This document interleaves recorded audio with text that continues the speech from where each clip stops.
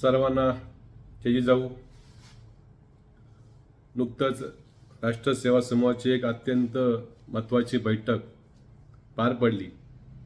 त्या बैठकीमध्ये अनेक ठिकाणचे शाखाध्यक्ष, पदाधिकारी, कार्यकर्ते, महिला प्रतिनिधी, राजमाता जिजाऊ महिला महासंघाच्या सर्व महिला व सर्वच कार्यकर्ते या मीटिंगमध्ये उपस्थित होते. त्या मीटिंगमध्ये सर्वांनी असे ठरवले की येणाऱ्या आगामी काळातील संपूर्ण राजकारणात, निवडणुकीत आम्ही सर्वजण अजितदादा पवार यांच्या सोबत राहणार आहोत. आमच्या या निर्णयाचे अनेकांना आश्चर्य वाटले पण असेल. आम्ही हा असा अचानक निर्णय का घेतला, पुरोगामी म्हणणारा पक्ष महायुतीकडे कसं काय गेला, अशा प्रकारे शंका, कुशंका, गैरसमज तुमच्या सगळ्यांच्या मनात आतापर्यंत आल्या असतील, येऊन गेले असतील. मित्रांनो, सर्वांनी एक लक्षात ठेवलं पाहिजे, आपण राजकारण करत असू तर राजकारणाच्या वेळेस तुम्हाला राजकारणच करावं लागेल. त्यात समाजकारण घालून चालणार नाही. समाजकारण आणि राजकारण ह्या पूर्णतः दोन्ही वेगळ्या गोष्टी आहेत. ते सर्वांनी सगळं समजून घ्यावं. ज्यावेळेस आम्ही समाजकारण करू त्यावेळेस आम्ही 100% आमच्या विचारांशी प्रामाणिक राहू. फुले शाहू आंबेडकरांचा जो विचार आहे तो विचार राष्ट्रसेवा समूहाच्या माध्यमातून निरंतर आयुष्यभर हा चालतच राहणार आहे. पण राजकारणाच्या वेळी जर आपण राजकारण केले नाही तर आपल्याला त्यामध्ये अपयश येतं. हा मागच्या 20 वर्षाचा आमचा अनुभव आहे. त्यामुळे राजकारण आणि समाजकारण याची गल्लत करून चालणार नाही. समाजकारण करत असताना आम्हाला एक जाणवलं की आपण राजकारणाला दुर्लक्ष करून समाजकारण करू शकत नाही. पण राजकारण उतरलं असेल तर राजकारण सुद्धा तुम्हाला त्याच पद्धतीने करावे लागेल ज्या पद्धतीने आज केलं जात आहे. अन्यथा तुम्ही ह्या प्रवाहाच्या बाहेर फेकला जाल व तुम्हाला जो विचार सांगायचा आहे, जो आणायचा आहे तो आणू शकत नाही. निव्वळ फक्त आपल्याला बाहेर उभं राहून सांगावं आणि बोलावं लागेल किंवा आदरापट करावे लागेल. तो विचार सत्तेमध्ये येणार नाही. बाबासाहेब आंबेडकरांना आपण सर्व मानतो. बाबासाहेब आंबेडकर काँग्रेसला कायम जळते घर म्हणायचे. त्या बाबासाहेबांना शेवटी काँग्रेसमधनं जाऊन घटना समितीवर जायला लागलेले आहे हे वास्तव नाकारता येणार नाही. छत्रपती शिवाजी महाराज यांना देखील अनेक असे तह करावे लागले जे न आवडणारे होते. ते तह त्यांनी त्या काळामध्ये निभावं लागावा, टिकावं लागावा, टिकून राहावं व पुढच्या काळात मोठी झेप घेता यावी यासाठी काही तह योग्य वेळी करावे लागतात.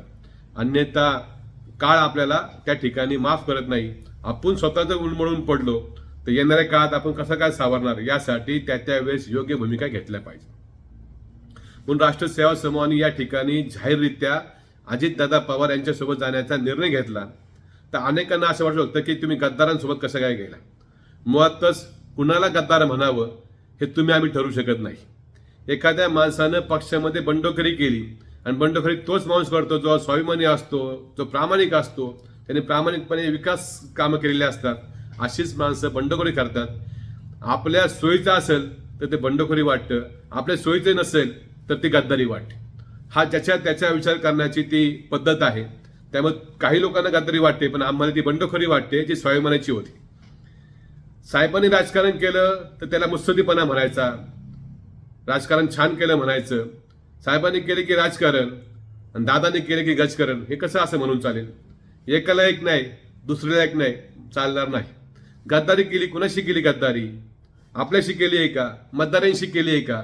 मतदारांची कामं, विकास कामं करण्यासाठी अहोरात्र झटणारा महाराष्ट्रातला नेता हे कुणी नाकारू शकत नाही.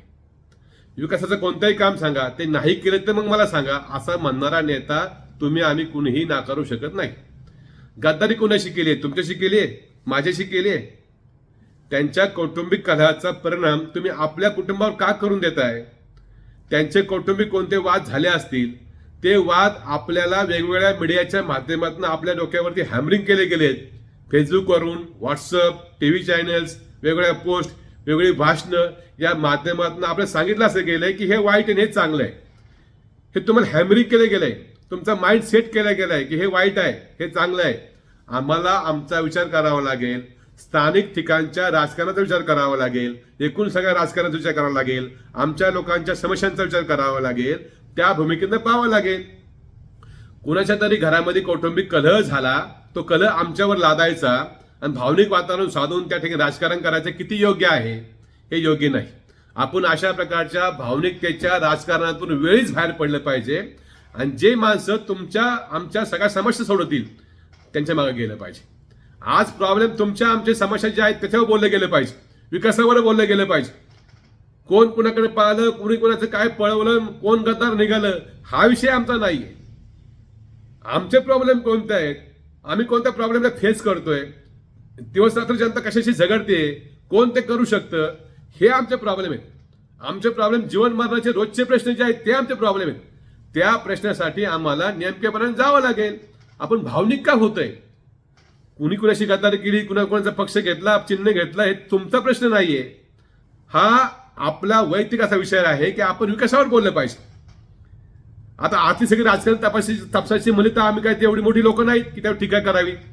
सर्वांच्या विषयी आदर ठेवून आम्हाला भूमिका व्यक्त करावी लागणार आहे. कुणाविषयी मनामध्ये अजिबात द्वेष भावना न ठेवता या ठिकाणी आम्ही आमची भूमिका स्पष्ट करतोय की कोणतीही गद्दारी तुम्हाला जी वाटते ती गद्दारी आम्हाला वाटत नाहीये. तुम्हाला जे वाटते ते आम्हाला वाटलंच पाहिजे असं काही नाहीये. आपल्या मनावरती सातत्याने मीडियाच्या माध्यमातून परिणाम केला गेलाय की असे हे लोक चुकलेत म्हणून. परंतु आपण एक लक्षात घेतलं पाहिजे की आम्हाला नेमकं करायचंय काय. आम्हाला विकासाचं राजकारण करावं लागेल व जो आमच्या भागातील प्रश्न सोडविल अशा लोकांच्या मागे आम्हाला राहावं लागेल. पुन्हा आपण गलत करू नये की राजकारण करताना तुम्हाला राजकारण सारखंच करावं लागेल. त्याला त्या ठिकाणी भावनेला अजिबात कोणत्या प्रकारचा आधार नाही. भावनिक होऊन त्या ठिकाणी चालणार नाही. तुम्हाला विकासाचं राजकारणच करावं लागेल, अन्यथा या राजकारणात आपण निभावं लागणार नाही.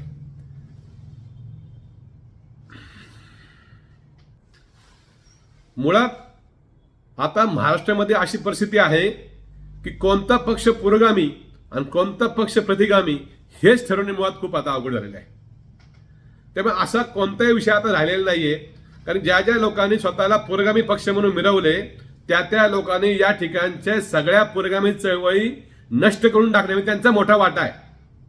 ज्याप्रमाणे भाजप आणि RSS एकमेकांना सांभाळतात, एकमेकांना मदत करतात, एकमेकांची भलावण करतात, त्याप्रमाणे पुरोगामी म्हणणाऱ्या पक्षांनी आजपर्यंत पुरोगामी चळवळींना कोणतं बळ दिलंय, पुरोगामी चळवळी का मोडून पडल्या, पुरोगामी चळवळीतले अत्यंत नामवंत माणसं आज घरामध्ये बसून आहेत.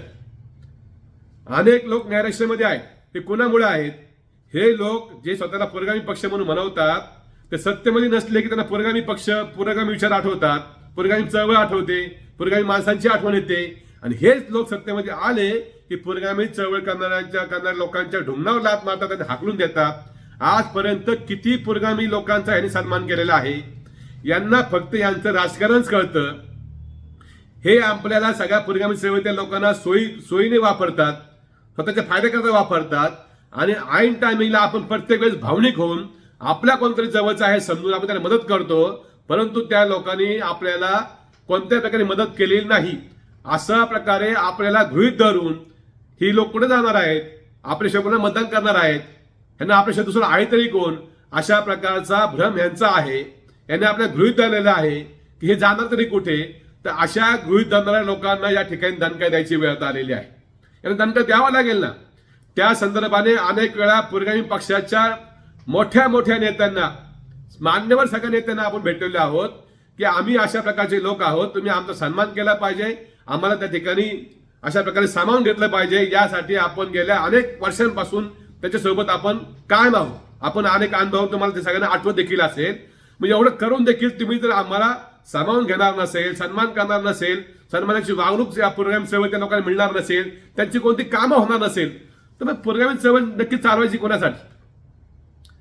सगळ्या पिढ्या संपायला लागल्या. मग आज विषय असा उरतो की आपण सगळ्यांनी कामं करायची, मरमर मरायचं, स्वतःला गाडून घ्यायचं आणि त्याच्यावरती भाकर कुणी भाजायची सत्तेमध्ये आले की या पुरोगामी म्हणणाऱ्या पक्षांनी. त्यामुळे आपल्याला लक्षात घ्यावं लागेल, आपल्याला वाटणाऱ्या आपल्या लोकांमध्ये राहण्यापेक्षा आपल्यातल्या राहणाऱ्या शत्रूपेक्षा आपल्याला शत्रूमधल्या मित्राकडे जावं लागणार आहे. ज्यांना त्या ठिकाणी आपला मान देत आहेत, आपल्या घरांना ऐकतायत, आपलं काम करतायत, अशा लोकांकडे जावं लागणार आहे. कारण आता गृहीत धरणाऱ्या लोकांच्या वचनेला थांबून आपल्याला चालणार नाही. अशा प्रकारे आम्हाला सर्वांनाच या सर्वच गोष्टींचा अत्यंत गांभीर्याने विचार करावा लागणार. अनेकांना असं वाटतं की आपण ज्या आपल्या उमेदवाराचा प्रचार करणार आहोत, समजा बारामती लोकसभा मतदारसंघामध्ये आता सुनेत्राताई, अजितदादा पवार या आता उभ्या राहणार आहेत. अनेकांना असं वाटतं की ते उमेदवार काय संसदेत बोलणार आहे का, त्यांना त्यातलं काय कळतं? त्या अगोदरच्या उमेदवारापेक्षा चांगले आहेत का? त्यांना समजेल का? अशा प्रकारच्या नाना शंका उपस्थित करतात. अरे, ज्यांच्या घरातच 5वीला राजकारण पोचलेलं आहे, ज्यांच्या संपूर्ण पिढ्या राजकारणामध्ये गेलेल्या आहेत, ज्यांच्या माहेरी पद्मश्री पाटलांच्या या त्या ठिकाणी उस्मानाबादला संपूर्ण राजकारण चालतं, माहेरी राजकारण आहे, सासरी राजकारण आहे, ज्या स्वतः बारामती टेक्सटाईलच्या अध्यक्ष असून 3-4 हजार महिला त्या ठिकाणी काम करतात, ज्या स्वतः बारामतीत संपूर्ण राजकारण दादांच्या मागे हटतात, अशा लोकांची मी शंका घेता? या अशा व्यक्ती आहेत का की किचन वाट्यामधून बाहेर काढल्यात आणि डायरेक्ट निवडणुकीला उभ्या केल्यात? असं पण नाहीये. ज्यांना समाजकारणाचा राजकारणाचा पूर्ण अनुभव आहे, ज्यांच्या घरामध्ये पिढ्यानपिढ्या राजकारण चालतं, ज्यांच्या घरामध्ये पिढ्यानपिढ्या राजकारण लोकांचा येजा चालू आहे, सगळे विषय त्यांना माहिती आहे, त्या लोकांना तुम्ही सांगणार का की त्यांना कळतं का नाही कळतं? ज्या शिकलेल्या आहेत, ज्यांना सगळ्याची जाण आहे, असा एक नवखा उमेदवार आपण या ठिकाणी देत आहोत, जो उमेदवार त्या ठिकाणी नवीन काहीतरी करून दाखवू शकतो, त्यांनाही संधी द्यायला हवी. ज्यांना आता संधी दिली त्यांना काय केलं त्याचा प्रश्न आपल्याला विचारावे लागतील. अनेक प्रश्न पेंडिंग आहेत. त्यामुळे आजपर्यंत ज्या लोकांनी या बारामती लोकसभेमध्ये दादा ताईची जोडी अनुभवली, त्याच लोकांना दादा वहिनीची जोडी अनुभवायला काय आता हरकत नाही. दादा ताई आपण स्वीकारली ना तुम्ही, तर दादा वहिनीची जोडी आम्ही काय स्वीकारू शकत? त्यामुळे कोणत्याही प्रकारे हा उमेदवार कमी तो उमेदवार जास्त अशी तुलना करू नये. दोन्ही उमेदवार चांगले आहेत. या ठिकाणी आम्हाला वाटतं की आमचा उमेदवार चांगला आहे, त्यांना संधी दिली पाहिजे, त्यांना ठिकाणी बोलतं केलं पाहिजे. आज ज्या प्रकारे फिरत आहेत, ज्या प्रकारे त्या लोकांना आश्वासन देत आहेत, आत्मविश्वास देत आहेत की पुढच्या काळामध्ये काम कोणत्या प्रकारे करून दाखवू शकतात, अशा प्रकारचे आश्वासन त्या ठिकाणी दिलं जात आहे. या नवख्या लोकांना सुद्धा संधी दिली पाहिजे. यासाठी आम्हाला एकूण सगळ्याचा विचार करावा लागणार आहे. आम्हाला असं वाटतं की माझ्या स्थानिक ठिकाणचे प्रश्न खूप वेगळे आहेत. मला माझ्या ठिकाणचे स्थानिक प्रश्न आमचे मिटलेले नाहीयेत. ते स्थानिक प्रश्न आम्हाला सोडवावे लागतील. आज आमच्या 34 गावांमध्ये सगळ्या ठिकाणी टॅक्सचा प्रचंड मोठा विषय गाजतोय. त्या टॅक्सच्या माध्यमातून आज अनेक लोक त्या ठिकाणी घरे विकण्याच्या तयारीमध्ये आहे. गुंठेवारी होत नाहीये, दस्त नोंदणी बंद पडली आहे, बांधकामे बंद पडली आहेत, बांधकामावरती महापालिकेची कारवाई सुरू आहे. अशा प्रकारचे अनेक प्रश्न आमच्या भागामध्ये वेगळ्या प्रकारचे आहेत. 34 गावांमध्ये पाण्याचा प्रश्न गंभीर आहे. 34 गावामध्ये कचऱ्याचा प्रश्न गंभीर आहे. 34 गावांचा ट्रॅफिकचा रस्त्याचा विषय गंभीर आहे. हे माझे प्रश्न आहेत.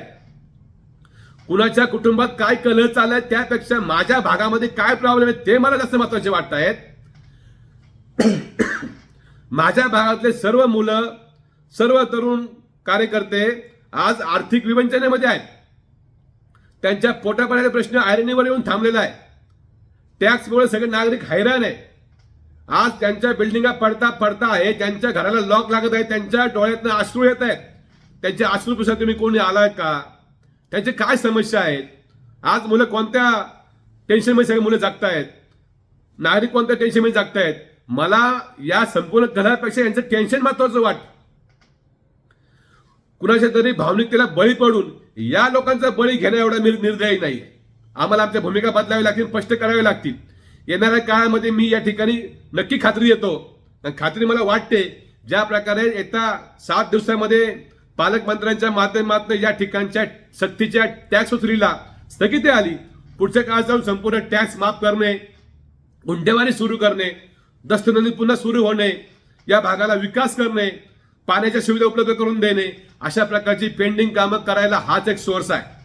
ज्यांच्याकडनं आजपर्यंत अपेक्षा केल्या त्यांच्याकडनं साधे कोणती दखल सुद्धा घेतली गेलेली नाहीये. हे वास्तव आहे. आणि ह्या माणसाने कोणत्याही प्रकारे ओळख नसताना, कोणत्याही प्रकारे अप्रोच नसताना निव्वळ फक्त 7 दिवसामध्ये काम करून दाखवलं. माणूस स्पष्ट बोलतोय, तुम्ही माझ्याकडून काम करून घ्या, मी तुमचं काम करून द्यायला तयार आहे, भावनिक होऊ नका, तर काम करून घ्या. आम्हाला तेच वाटतं. माझे प्रश्न कोणते आहेत ते कोण सोडवणार, ते कसे सुटणार, याचा जास्त विचार मी केला पाहिजे. या सगळ्याचा विचार करता आम्ही सर्व राष्ट्रीय सेवा समूहाच्या सर्व कार्यकर्त्यांनी, सगळ्या शाखा अध्यक्षांनी ठरवलं असं की या वेळेला राजकारण म्हणजे निव्वळ राजकारणच करायचं, विकासाचं राजकारण करायचं. बेरजेचं राजकारण आता आम्ही पण करायला शिकलेलो आहोत. जो कोणी आम्हाला गृहीत धरत असेल त्यांनी आता गृहीत धरू नका. आपलं त्यांना वाटतं की आम्ही तुमचेच असू, असं नाही.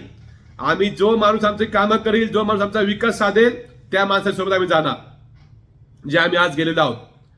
आणि आमचं पुरोगामित्व याच्यावर तुम्हाला शंका घ्यायला कोणालाही अधिकार नाही. माझ्या कार्यकर्त्यांना शंका घ्यायचा पूर्ण अधिकार आहे. जे लोक माझ्या सोबत या प्रवाहात आलेले आहेत, गेल्या 25 वर्षापासून आमच्या सोबत आहेत, त्याच लोकांनी आमच्यावर शंका घ्यावी. जे कधी आमच्या प्रवाहात आलेच नाही त्यांनी आता आमची काळजी करू नये. आता आम्हाला अशा लोकांची काळजी घ्यायची आहे जे लोक प्रचंड समस्यांनी ग्रासलेले आहेत, आर्थिक विवंचनेत आहेत, सगळ्या समस्या सुटल्या पाहिजेत, अशा मागण्या घेऊन थांबलेल्या आहेत. अशा लोकांच्या मागं जावं लागेल आणि अशा लोकांचा विषय सोडवण्यासाठी आम्हाला या ठिकाणी अजितदादा पवार सारख्या खमक्या माणसाला साथ द्यावी लागेल. हा माणूस सगळ्यांना माहिती आहे काय माणूस कामाचा आहे तो. एकदा शब्द दिला की काम पूर्ण करणारच अशी ज्यांची खासियत आहे अशा आदरणीय अजितदादांच्या सोबत आम्ही जाणार आहोत. आणि तो जे उमेदवार देतील आदरणीय सुनेत्राताई पवार यांच्याही सोबत आम्ही खांद्याला खांदा देऊन काम करणार आहोत. योग्य व्यक्ती आहे, संधी दिली पाहिजे. अनेक वेळा अनेकांना संधी देऊन पाहिली. आता नवख्या माणसाला संधी का दिली पाहिजे? तो माणूस पण काय लेचे पैसा नाही, चांगल्या राजकीय घरामधला आणि अतिशय चांगलं बॅकग्राऊंड असलेला हा आमचा उमेदवार आहे. त्यामुळं इथून पुढे आम्ही महायुतीच्या माध्यमातून सुनेत्राताई अजितदादा पवार यांच्या सोबत कायम राहू व त्यांचा प्रचार करू आणि त्यांनाच मतदान देऊ. कारण आमच्या स्थानिक ठिकाणचे प्रश्न पेंडिंग आहेत, ते आम्हाला सोडवून घ्यायचे आहेत. आम्ही राजकारण सारखंच करणार, विनाकारण समाजकारण राजकारण मिक्स करू नये. एवढंच. धन्यवाद. जय जिजाऊ, जय शिवराय.